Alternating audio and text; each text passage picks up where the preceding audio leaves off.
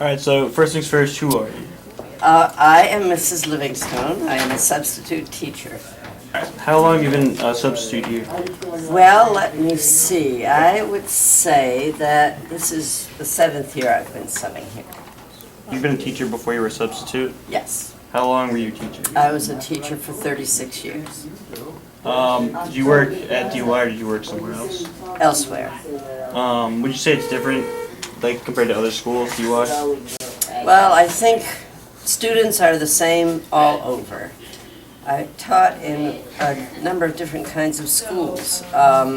First I taught for 5 years, 7th and 8th grade in Winchester, Massachusetts, where it's a very high-powered community of professional people and professors at the universities in Cambridge and Boston. So they were very conscientious students. Then I taught 3 years at a girls' boarding school, so of course they were also very conscientious because they had nothing else to do really except study. And then I taught 28 years at a Catholic high school and that would be more like DY because it was just a total mixture of all different kinds of students. So that was more like DY, but students are basically the same in wherever you go and whatever kind of school it is. What made you want to become a teacher?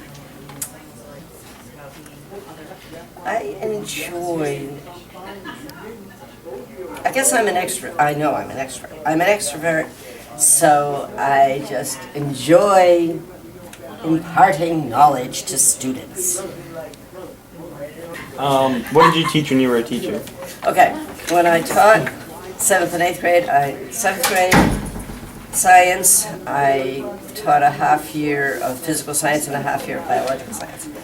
That was 5 years. Then, when I taught at the girls' boarding school, I taught chemistry, biology, and physical science. Then, when I taught for 28 years at the Catholic high school, I taught microbiology, genetics, ecology, AP biology, honors biology, anatomy, all of the biological sciences, and I was science department chairman. Outside of school, do you have any hobbies that students wouldn't know about?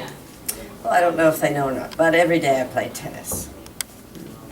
What were you like in high school? I was still an extrovert in high school. I was very peppy. I guess that's why I was a cheerleader, because I was very peppy and very outspoken, worked very hard, studied.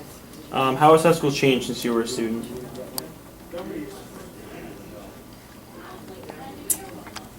Well, I would say the students don't seem to be as motivated. I mean, some of the students are very motivated, but then there are some students who are not motivated.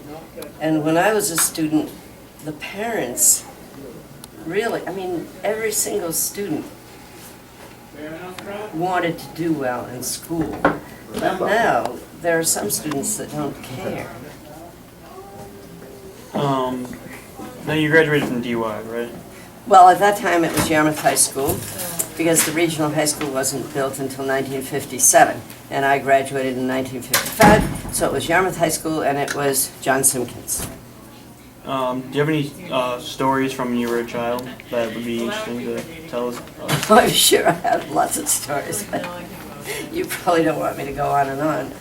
Okay, one time I was driving my mother's station wagon, and in those days, you know, station wagons were wooden, and and I had all my friends in the car, and you know how high school girls are.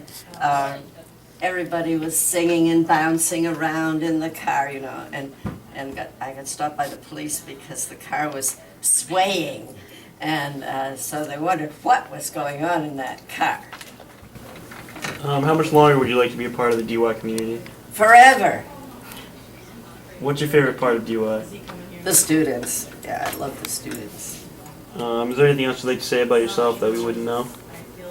Well, I have 3 children and I have 8 grandchildren. Yarmouth Locomotive, hep hep! Y-A-R! Y-A-R-M-O-U-T-H, rough, rough, rough. Y-A-R-M-O-U-T-H, rough, rough, rough. Y-A-R-M-O-U-T-H, rough, rough, rough. Yarmouth, Yarmouth, yay!